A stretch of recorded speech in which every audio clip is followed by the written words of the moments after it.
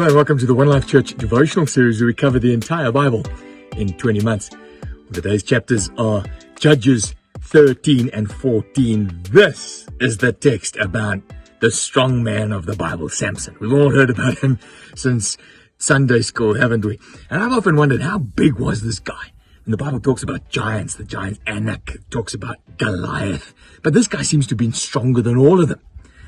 I wonder where he would have fitted in the scale of Arnold Schwarzenegger, Mr. Universe. I mean, I'm standing outside here next to my outside gym. Not much gym going on here these days since my accident, but we spent hours trying to build a little bit of muscle, but he had his muscle built by the Holy Spirit. He must have been one big specimen. Anyway, as we read this story, let me point out a couple of things just in my devotion that I picked up today. Firstly, his mom was barren.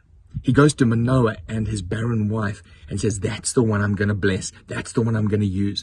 If you feel like you're fruitless at the moment in any area of your life, God specializes in taking that which is barren and making it fruitful. He does that.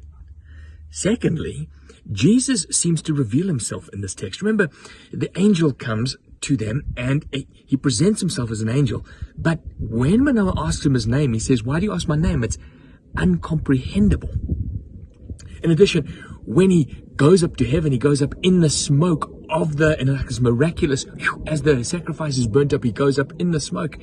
And Manoah falls on his face. He says, we have seen God. Now, when you've seen an angel, it's not like you've seen God.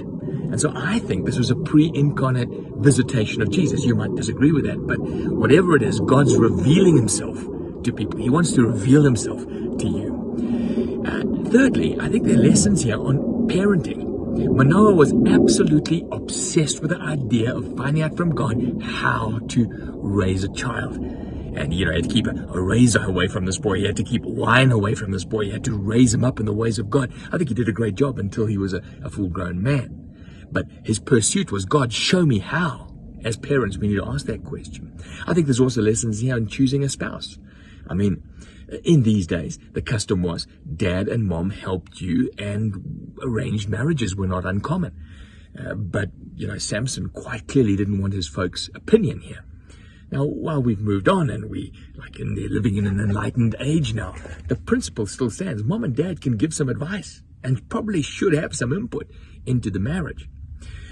The next thing we see is an abuse of his gift. God had given him these muscles. He had given him the strength, but he uses it to kill lions, to fight people, and he sort of shows off with it. And not sure that the Bible wants us to emulate that. And then I think what we do see very clearly is that sin has consequence. Marrying a person that worships another god is going to have consequence. Picking fights with people out of anger is going to have consequence. Defying godly advice is going to have consequence. Sulking and letting your emotions get the better of you is going to have consequence.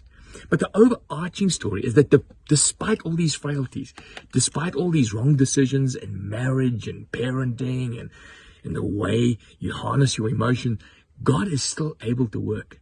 We call that the providence of God, the directing and the intervention of God, even when we, are messing up.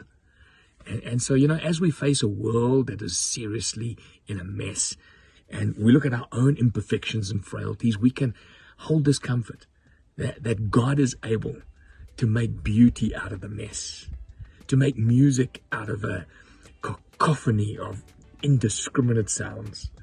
He wants to take your life, whether you're barren, whether you've misbehaved, whether you're skilled or whether you're not. He wants to take your life and achieve his purpose and glorify himself and bless you. Enjoy the rest of the chapter.